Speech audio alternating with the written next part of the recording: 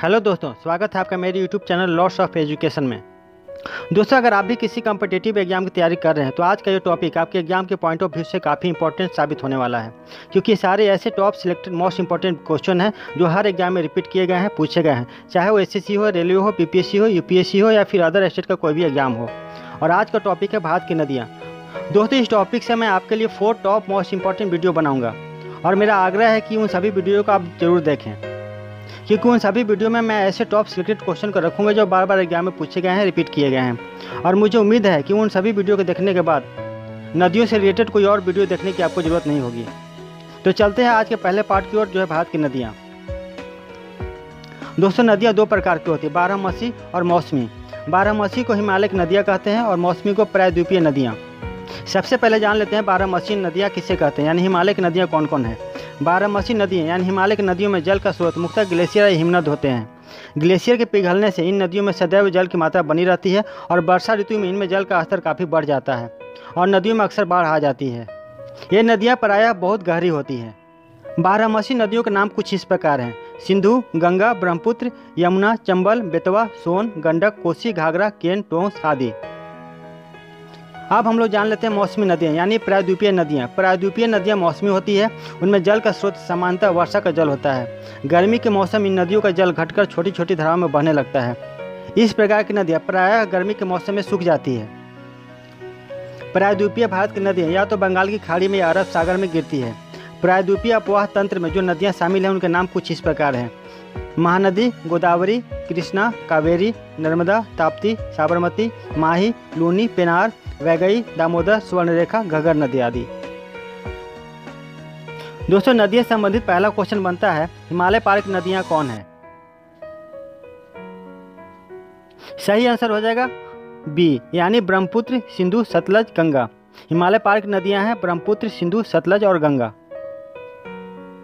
यह question SSC CGL 2012 में, SSC एससीएचएसएल 2017 में भी पूछा गया था। सेकंड क्वेश्चन है, भारत की सबसे बड़ी वाह नदी कौन है?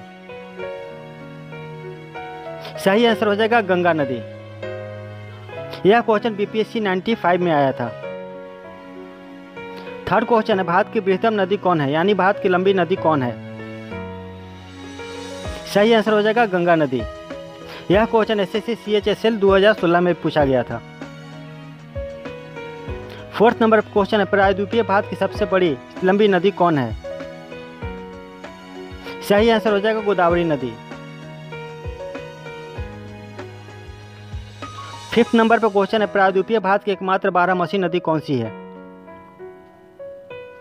सही आंसर हो जाएगा कावेरी नदी। 6 नंबर पर क्वेश्चन है, प्रायद्वीपीय भारत की निम्नलिखित में से कौन सी नदी अरब सागर में नहीं मिलती है? सही आंसर हो जाएगा कावेरी नदी। 7वें नंबर पर क्वेश्चन है, गंगा नदी को बांग्लादेश में किस नाम से जाना जाता है? सही आंसर हो जाएगा पद्मा नदी। गंगा नदी को बांग्लादेश में पद्मा के नाम से जाना जाता है। 8 नंबर पर क्वेश्चन है, ब्रह्मपुत्र नदी को बांग्लादेश में किस नाम से जाना जाता है? सही आंसर हो जाएगा जमुना नदी। ब्रह्मपुत्र नदी को बांग्लादेश में जमुना नदी के नाम से जाना जाता है। 9th नंबर पर क्वेश्चन है, भारत की सबसे अधिक नौगम्य 2 नदियां कौन सी है? सही आंसर हो जाएगा गंगा और ब्रह्मपुत्र। नदियां जो गहरी, चौड़ी, बारहमासी और किसी भी बाधा से मुक्त होती है उसे नौगम्य नदियों के रूप में जाना जाता है। नौगम्य नदियों में नावें भारी वस्तुओं को एक स्थान से दूसरे स्थान तक ले जा सकती है और उनका परिवहन कर सकती है। 10th नंबर पर क्वेश्चन है, गंगा और ब्रह्मपुत्र की संयुक्त जलधारा किस नाम से जानी जाती है? सही आंसर हो जाएगा मेघना के नाम से। 11वें नंबर पर क्वेश्चन है, सुंदरवन का डेल्टा कौन सी नदी बनाती है? सही आंसर हो जाएगा गंगा और ब्रह्मपुत्र। दोस्तों, अब थोड़ा सा जान लेते हैं डेल्टा किसे कहते हैं। बंगाल की खाड़ी में गिरने से पूर्व गंगा और ब्रह्मपुत्र की संयुक्त धारा मेघना के नाम से जानी जाती है। समुद्र में गिरने से पूर्व ये कई छोटी छोटी धाराओं में बढ़ जाती है और बंगाल की खाड़ी के समीप डेल्टा का निर्माण करती है, जिसकी आकृति त्रिभुजाकार होती है। यहाँ पे गंगा और ब्रह्मपुत्र नदी द्वारा विश्व का सबसे बड़ा डेल्टा, जिसे सुंदरवन का डेल्टा कहते हैं, निर्मित है। सुंदरवन डेल्टा का विस्तार हुबली नदी से लेकर मेघना नदी तक है और अपने उपजाऊ भूमि के कारण यह वनों से ढका हुआ है। यहाँ पे सुंदरी नामक वृक्ष पाए जाते हैं, इसलिए इसका नाम सुंदरवन पड़ा। यहाँ पे रॉयल बंगाल टाइगर भी पाए जाते हैं। 12 नंबर पर क्वेश्चन है, विश्व का सबसे बड़ी नदी द्वीप माजुली का निर्माण करने वाली नदी कौन है? सही आंसर हो जाएगा ब्रह्मपुत्र नदी। असम में ब्रह्मपुत्र नदी कई धाराओं में बहती है और घुमावदार जलमार्ग बनाती है। यहाँ ब्रह्मपुत्र नदी कई द्वीपों का निर्माण करती है, जिसे माजुली द्वीप कहते हैं, जो विश्व का सबसे बड़ा नदी द्वीप है। 30 नंबर पर क्वेश्चन है, निम्नलिखित में से किस नदी को बिहार का शोक कहा जाता है? सही आंसर हो जाएगा कोसी नदी को। कोसी नदी में विनाशकारी बाढ़ के चलते लाखों लोगों की जान माल की क्षति होती है, जिसके कारण इसे बिहार का शोक कहा जाता है। 14 नंबर पर क्वेश्चन है, निम्नलिखित में से कौन नदी बंगाल का शोक कहलाती है? सही आंसर हो जाएगा दामोदर नदी।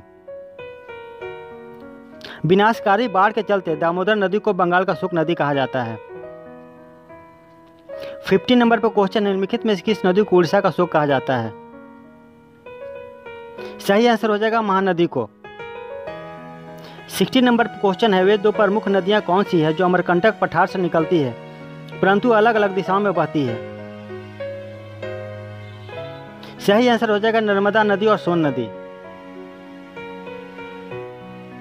17 नंबर पर क्वेश्चन है, निम्नलिखित में से कौन सी नदी शुरू में अरुण नदी के नाम से जानी जाती थी? सही आंसर हो जाएगा कोसी नदी। कोसी नदी को प्रारंभ में अरुण नदी के नाम से जाना जाता था। 18 नंबर पर क्वेश्चन है, निम्नलिखित भारतीय नदियों में से कौन नदी एस्चुरी बनाती है? सही आंसर हो जाएगा ताप्ती नदी। 19 नंबर पर क्वेश्चन है, निम्नलिखित में से कौन सी नदियां एस्चुरी नहीं बनाती है?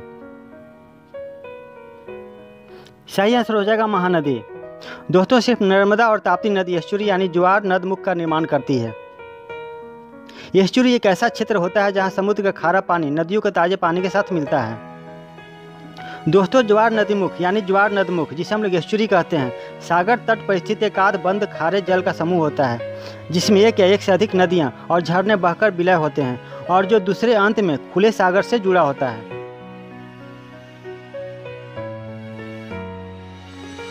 20 नंबर पर क्वेश्चन है, दक्षिण भारत की नदियों में सबसे लंबी नदी कौन है?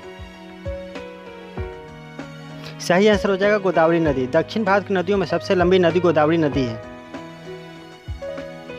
21 नंबर पर क्वेश्चन, निम्नलिखित में से किस नदी को वृद्ध गंगा के नाम से जाना जाता है? सही आंसर हो जाएगा गोदावरी नदी। गोदावरी नदी को वृद्ध गंगा के नाम से जाना जाता है।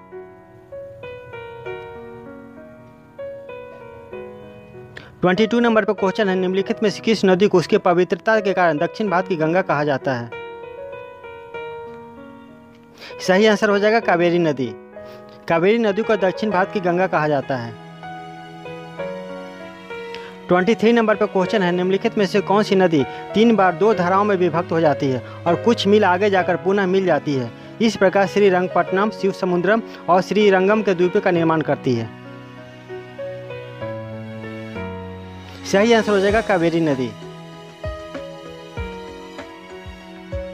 24 नंबर पर क्वेश्चन है, निम्नलिखित में से किस नदी को छत्तीसगढ़ की गंगा कहा जाता है? सही आंसर हो जाएगा महानदी को। महानदी को छत्तीसगढ़ की गंगा कहा जाता है। 25 नंबर पर क्वेश्चन है, निम्नलिखित में से सबसे अधिक पथ परिवर्तन कौन सी नदी करती है? या दूसरे शब्दों में कहा तो निम्नलिखित में से कौन सी नदी सबसे अधिक मार्ग बदलती है? सही आंसर हो जाएगा कोसी नदी। कोसी नदी सबसे ज़्यादा मार्ग परिवर्तन करने के लिए मशहूर नदी है। 26 नंबर पर क्वेश्चन है, भारत में डेल्टा बनाने वाली कौन कौन सी नदियां हैं? सही आंसर हो जाएगा कावेरी नदी, गंगा नदी और महानदी। दोस्तों, डेल्टा बनाने वाली नदियां हैं ब्रह्मपुत्र नदी, गंगा नदी, कावेरी नदी, महानदी और स्वर्णरेखा नदी। यह नदियां हैं जो डेल्टा बनाती हैं। इन्हें आप हमेशा याद रखेंगे। 27 नंबर पर क्वेश्चन है, भारत की निम्न नदियों में से कौन सी नदी डेल्टा नहीं बनाती है? सही आंसर हो जाएगा ताप्ती नदी। नर्मदा नदी और ताप्ती नदी, जिसे हम लोग तापी नदी कहते हैं, डेल्टा नहीं बनाती है। 28 नंबर पर क्वेश्चन है, किस भारतीय नदी को नर्मदा की दासी और नर्मदा की जुड़वां बहन कहा जाता है? सही आंसर हो जाएगा ताप्ती नदी। नर्मदा नदी के समानांतर बहने के कारण ताप्ती नदी को नर्मदा की दासी और नर्मदा की जुड़वां बहन कहा जाता है। 29 नंबर पर क्वेश्चन है, भारत की कौन सी दो नदियां उल्टी दिशा में बहती है? सही आंसर हो जाएगा नर्मदा और ताप्ती नदी। यह नदी पूर्व से पश्चिम की ओर बहती है, क्योंकि देश की बाकी सारी बड़ी नदियां पश्चिम से पूर्व दिशा की ओर बहती है। 30 नंबर पर क्वेश्चन है, निम्नलिखित में से कौन सी भारतीय नदी पश्चिम की ओर बहती है तथा अरब सागर में गिरती है? सही आंसर हो जाएगा नर्मदा नदी। दोस्तों, अगर आप भी खाने के शौकीन हैं या आप बैचलर रहते हैं और खाना बनाना नहीं आता तो प्लीज़ आप निराश ना हो, प्लीज़ इस चैनल की जाएगा जो उनको सब्सक्राइब कीजिए और बिल्कुल घर की तरह खाना बनाना सीखिए, और वो भी बिना झंझट के बहुत ही कम समय में और भी आसान तरीके से, क्योंकि इस चैनल पे आपको मिलेंगे ढेर सारे घर के रेसिपी और वो भी होटल जैसे स्वाद के साथ। 31 नंबर पर क्वेश्चन है, भारत के लवण नदी के नाम से कौन नदी जानी जाती है? सही आंसर हो जाएगा लूनी नदी। यह नदी राजस्थान के अजमेर जिले स्थित नाग पहाड़ियों से निकलकर गुजरात के कच्छ के रण में विलुप्त हो जाती है। शुरुआती 100 किलोमीटर तक इसका पानी मीठा रहता है और इसी से राजस्थान के कई जिले में सिंचाई की जाती है, इसीलिए स्थानीय लोग इसकी पूजा भी करते हैं। उसके बाद यह नदी खारी हो जाती है, क्योंकि रेगिस्तान के क्षेत्र में गुजरने पर रेत में मिले नमक के कणों पानी में मिल जाते हैं, इसीलिए यह लवण नदी के नाम से जानी जाती है। भारत की यह एक ऐसी अनोखी नदी है जो निकलती तो पहाड़ों से है पर समुद्र में कभी नहीं मिलती, क्योंकि यह गुजरात के कच्छ के रण में विलुप्त हो जाती है। 32 नंबर पर क्वेश्चन है, निम्नलिखित में से कौन सी नदी भ्रंश घाटी यानी रिफ्ट वैली से होकर गुजरती है? सही आंसर हो जाएगा नर्मदा नदी। दोस्तों, अब हम लोग जान लेते हैं थोड़ा सा कि रिफ्ट वैली किसे कहते हैं। तो सीधे तौर पर देखा जाए तो रिफ्ट वैली दो घाटियों के बीच का रास्ता होता है। इसका विकास तब होता है जब दो भ्रंश रेखाओं के बीच का चट्टानी स्तंभ नीचे की ओर धंस जाता है। इस प्रकार की स्थिति तब उत्पन्न होती है जब तनाव बल के कारण दो भूखंड विपरीत दिशाओं में खिसकते हैं। भ्रंश घाटियाँ लंबी, सक्रिय और गहरी होती है। सिर्फ नर्मदा और ताप्ती नदी रिफ्ट वैली से होकर गुजरती है। 33 नंबर पर क्वेश्चन है, कावेरी नदी जल विवाद मुख्यतः किन दो राज्यों के मध्य है? सही आंसर हो जाएगा तमिलनाडु और कर्नाटक के बीच। कावेरी नदी के जल के बंटवारे को लेकर तमिलनाडु और कर्नाटक राज्यों में गंभीर विवाद उत्पन्न है, जो बहुत समय से चलता आ रहा है। 34 नंबर पर क्वेश्चन है, निम्नलिखित में से वह नदी कौन सी है जिसके बारे में आंध्र प्रदेश, कर्नाटक और महाराष्ट्र के बीच विवाद चल रहा है? सही आंसर हो जाएगा कृष्णा नदी। 35 नंबर पर क्वेश्चन है, निम्नलिखित में से किस स्थान पर अलकनंदा और भागीरथी का संगम होता है? सही आंसर हो जाएगा देवप्रयाग में। उत्तराखंड के देवप्रयाग में अलकनंदा और भागीरथी का संगम होता है और इसके बाद अलकनंदा नाम समाप्त होकर केवल गंगा नाम रह जाता है।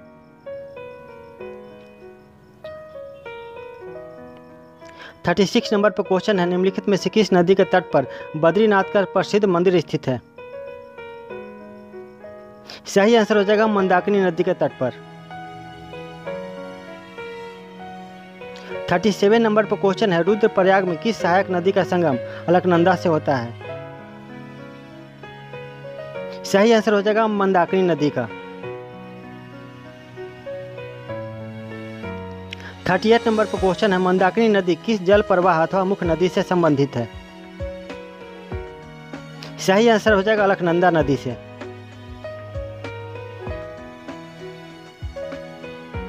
39 नंबर पर क्वेश्चन है, गंगा नदी का अधिकांश भाग भारत के किस राज्य से होकर बहता है?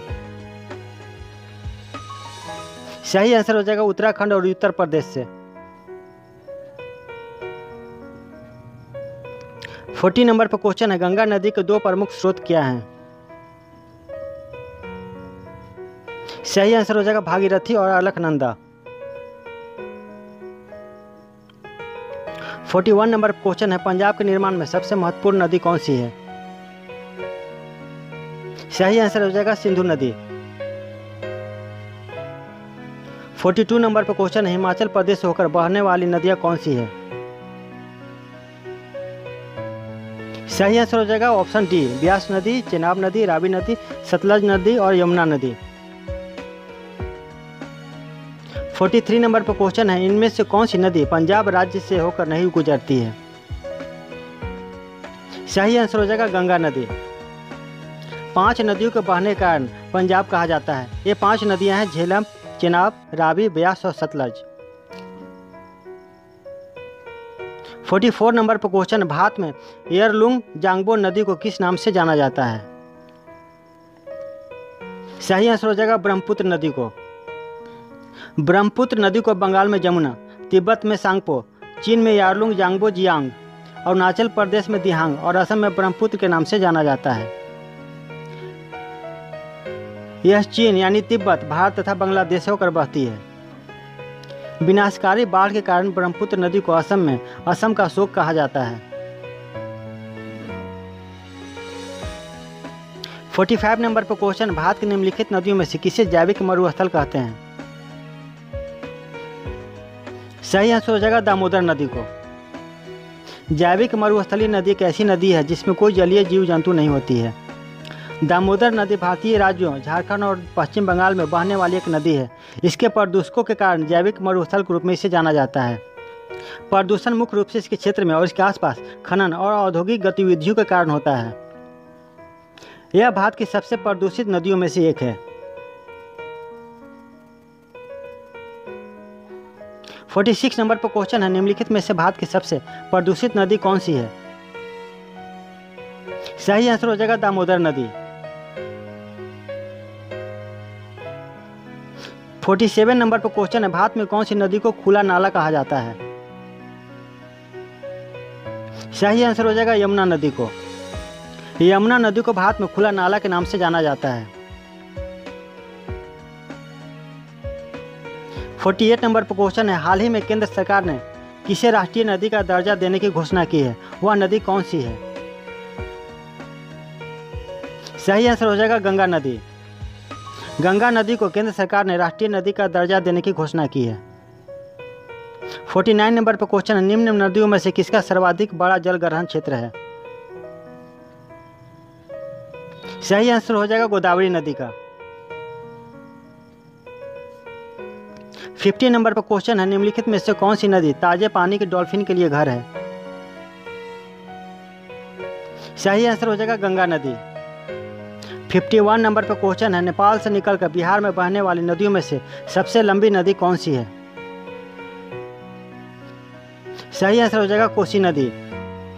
नेपाल से निकलकर बिहार में बहने वाली नदी है बागमती, कमला, सरयू, कोसी, गंडक, बूढ़ी गंडक और महानंदा। 52 नंबर पर क्वेश्चन है, कौन सी नदी उत्तर प्रदेश और बिहार के बीच सीमा का काम करती है? सही आंसर हो जाएगा कर्मनाशा नदी। 53 नंबर पर क्वेश्चन है, बिहार का सबसे बड़ा सड़क पुल किस नदी पर है? सही आंसर हो जाएगा गंगा नदी पर। इंडिया का दूसरा सबसे बड़ा पुल पटना में स्थित महात्मा गांधी सेतु है, जिसकी लंबाई 5.6 किलोमीटर है। बिहार में गंगा नदी के ऊपर बना यह पुल पटना को हाजीपुर से जोड़ता है। 54 नंबर पर क्वेश्चन, एशिया का सबसे बड़ा लंबा सड़क पुल किस नदी पर बना है? सही आंसर हो जाएगा ब्रह्मपुत्र नदी पर। असम में ब्रह्मपुत्र नदी के ऊपर बना यह धौला सादिया पुल, यह पुल एशिया का सबसे लंबा पुल है जो साल 2011 में बनना शुरू हुआ था।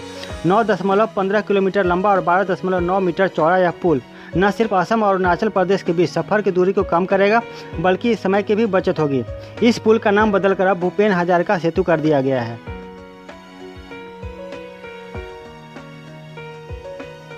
55 नंबर पर क्वेश्चन है, भारत का सबसे लंबा रेल पुल किस नदी पर बना है? सही आंसर हो जाएगा ब्रह्मपुत्र नदी पर। देश के सबसे बड़े रेल रोड पुल बोगीबिल पुल है। यह पुल असम के डिब्रूगढ़ में बनाया गया है। यह ब्रह्मपुत्र नदी के उत्तर और दक्षिण तट को जोड़ेगा। 56 नंबर पर क्वेश्चन है, नेपाल में नारायणी और शालिग्राम के नाम से किस नदी को कहा जाता है? सही आंसर हो जाएगा गंडक नदी को। 57 नंबर पर क्वेश्चन है, झारखंड की सबसे लंबी और बड़ी नदी कौन सी है? सही आंसर हो जाएगा सुवर्णरेखा नदी। 58 नंबर पर क्वेश्चन, उत्तर प्रदेश में बहने वाली घाघरा नदी को नेपाल में किस नाम से जाना जाता है? सही आंसर हो जाएगा कोरियाला नदी के नाम से। 59 नंबर पर क्वेश्चन है, उत्तर प्रदेश में बहने वाली किस नदी को पवित्र, प्राणदायिनी, मुक्तिदायिनी कहा जाता है? सही आंसर हो जाएगा गंगा नदी को।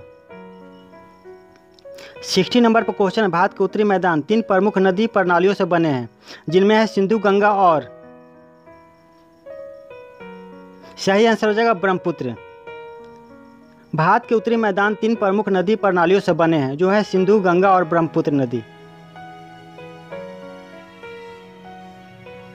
61 नंबर पर क्वेश्चन है, निम्नलिखित में से कौन सी नदी को सांगपो भी कहा जाता है? सही आंसर हो जाएगा ब्रह्मपुत्र नदी को। 62 नंबर पर क्वेश्चन है, तिब्बत में किसका दूसरा नाम सांगपो नदी है? सही आंसर हो जाएगा ब्रह्मपुत्र नदी का। 63 नंबर पर क्वेश्चन है, अरुणाचल प्रदेश में प्रवेश करने पर ब्रह्मपुत्र नदी को किस नाम से संबोधित किया जाता है? सही आंसर हो जाएगा दिहांग नदी।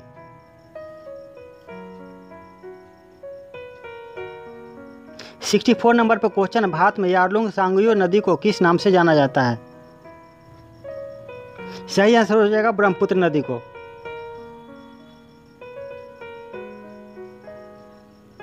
65 नंबर पर क्वेश्चन है, निम्न में से कौन सी ब्रह्मपुत्र नदी के वैकल्पिक नाम है? सही आंसर हो जाएगा ऑप्शन डी। ब्रह्मपुत्र नदी को यमुना, सियांग, यारलुंग जांगबो, मेघना और सांगपो कहा जाता है। 66 नंबर पर क्वेश्चन है, किस नदी पर नर नारायण सेतु का निर्माण किया गया है? सही आंसर हो जाएगा ब्रह्मपुत्र नदी पर। नर नारायण सेतु भारत के असम राज्य में ब्रह्मपुत्र नदी के पार बना हुआ एक सेतु है। यह 2 मंजिला पुल है, जिसमें नीचे की मंजिल पर रेल और ऊपर की मंजिल पर वाहनों के लिए सड़क है। सेतु की लंबाई 2.284 किलोमीटर है। 67 नंबर पर क्वेश्चन है, मानस किस नदी की उपनदी है? सही आंसर हो जाएगा ब्रह्मपुत्र नदी के। यह नदी भूटान और भारत के मध्य हिमालय की पर्वत श्रेणियों के बीच बहती है। इसका उद्गम भूटान से होता है। भारत में यह नदी प्रमुख रूप से असम में प्रवाहित होती है। ब्रह्मपुत्र नदी में संगम के साथ ही मानस नदी के सफर का अंत हो जाता है।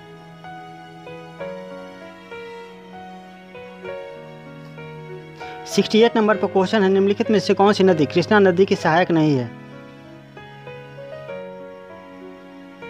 सही आंसर हो जाएगा अमरावती नदी।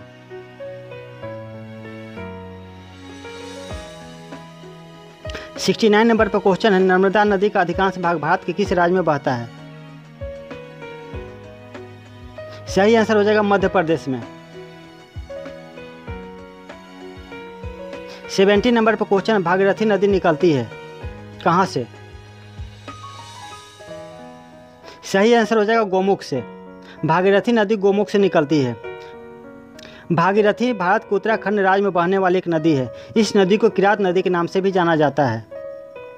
यह देवप्रयाग में अलकनंदा से मिलकर गंगा नदी का निर्माण करती है। भागीरथी का उद्गम स्थल उत्तरकाशी जिले में गौमुख यानी गंगोत्री ग्लेशियर है। भागीरथी यहाँ से 25 किलोमीटर लंबे गंगोत्री हिमनद से निकलती है। 205 किलोमीटर बहने के बाद भागीरथी और अलकनंदा का देवप्रयाग में संगम होता है, जिसके पश्चात यह गंगा के रूप में पहचानी जाती है। 71 नंबर क्वेश्चन है, निम्नलिखित में से किस नदी को नर नदी के नाम से जाना जाता है? सही आंसर हो जाएगा ब्रह्मपुत्र नदी को। हिंदू मान्यताओं के अनुसार इस नदी को ब्रह्मा देवता का पुत्र कहा जाता है। 72 नंबर पर क्वेश्चन है, केरल की जीवन रेखा किस नदी को कहा जाता है? सही आंसर हो जाएगा पेरियार नदी को। पेरियार नदी भारत के केरल राज्य की सबसे लंबी और बड़ी नदी है। दोस्तों, जिस तरह से हम 10th और 12th के एग्जाम के समय में पढ़े हुए लेसन को रिवीजन करते रहते थे ताकि भूल ना जाए, बस मेरा आपसे रिक्वेस्ट है कि अगर आपको भी कॉम्पिटिटिव एग्जाम निकालना है तो प्लीज़ मेरे पहले के वीडियो को भी रिवीजन करते रहिए, क्योंकि वे सारे क्वेश्चन जिसका मैंने वीडियो डाला है हमेशा एग्जाम में रिपीट किए गए हैं। काफ़ी इंपॉर्टेंट क्वेश्चन है, रिविजन करते रहें।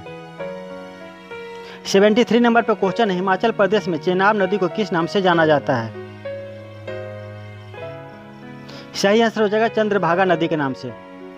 चिनाब नदी भारत के हिमाचल प्रदेश के लाहौल और स्पीति जिले के ऊपरी हिमालय में टांडी में चंद्रा और भागा नदी के संगम से बनती है। इसकी ऊपरी पहुंच में इसे चंद्रभागा के नाम से जाना जाता है। 74 नंबर पर क्वेश्चन है, भारत की ऐसी कौन सी नदी है जो कर्क रेखा को 2 बार काटती है? सही आंसर हो जाएगा माही नदी। माही नदी जो मध्य प्रदेश से निकलती है और राजस्थान और गुजरात से होकर बहती है और खंभात यानी अरब सागर की खाड़ी में बहती है, जो 2 बार कर्क रेखा को काटने वाली एकमात्र नदी है। 75 नंबर पर क्वेश्चन है, मध्य प्रदेश की जीवन रेखा किस नदी को कहा जाता है? सही आंसर हो जाएगा नर्मदा नदी को। 76 नंबर पर क्वेश्चन है, सिक्किम राज्य की जीवन रेखा किस नदी को कहा जाता है? सही आंसर हो जाएगा तीस्ता नदी को। तीस्ता नदी उत्तरी सिक्किम में चोलामो झील से निकलती है। यह सिक्किम और पश्चिम बंगाल के बीच सीमा बनाती है। 77 नंबर पर क्वेश्चन है, नदियों का मुहाना यानी मुंह किसे कहा जाता है? तो इसका आंसर हो जाएगा वह स्थान जहाँ कोई नदी किसी झील, बड़ी नदी या सागर में प्रवेश करती है, उसे नदी का मुंह कहा जाता है। 78 नंबर पर क्वेश्चन है, सिंधु जल समझौता क्या है? तो इसका आंसर हो जाएगा यह समझौता भारत पाकिस्तान के बीच 1960 में पानी के वितरण के लिए हुई थी। इस समझौते के अनुसार 3 पूर्वी नदी ब्यास, सतलज और रावी नदी का नियंत्रण भारत को दिया गया था तथा 3 पश्चिमी नदियां सिंधु, चिनाब और झेलम नदी का नियंत्रण पाकिस्तान को दिया गया था। 79 नंबर पर क्वेश्चन है, अनुवर्ती नदी किसे कहते हैं? इसका आंसर हो जाएगा वे नदियां जो पर्वत के निर्माण के पहले उस स्थान पर बहती थी तथा पर्वत के निर्माण के कारण अपने मार्ग को बदलकर अन्य मार्ग से बहने लगती है, अर्थात अपना मार्ग पूर्व के मार्ग से बदलकर अन्य दिशा में बहना अनुवर्ती नदी कहलाती है। जैसे यमुना, बेतवा, चंबल, मध्य तथा भारत के लगभग सभी नदियां अनुवर्ती प्रकार की है। और अंतिम क्वेश्चन है, पूर्ववर्ती नदी किसे कहते हैं? वे नदियां जो पर्वत के निर्माण से पहले उस स्थान पर बहती थी तथा पर्वत के निर्माण के बाद भी पर्वत को काटकर उसी स्थान से घाटी में बहती है, अर्थात अपना मार्ग बिना बदले बहती रहती है, उसे पूर्ववर्ती नदी कहते हैं। जैसे सिंधु नदी, सतलज नदी, ब्रह्मपुत्र नदी, गंडक नदी तथा कोसी नदियाँ पूर्ववर्ती प्रकार की है। तो दोस्तों उम्मीद करता हूँ कि आज का वीडियो आपको अच्छा लगा होगा, और अगर अच्छा लगा हो तो प्लीज़ लाइक जरूर कर दें। तो मिलते हैं अगले वीडियो में नए इंपॉर्टेंट टॉपिक के साथ। तब तक के लिए goodbye and thank you.